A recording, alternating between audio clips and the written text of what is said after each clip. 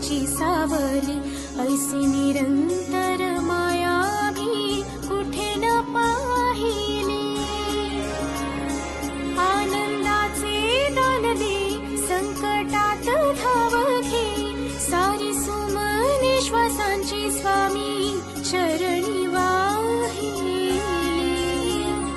कारण हा सगुण साकार सदा हा केसी धावून येई, अभर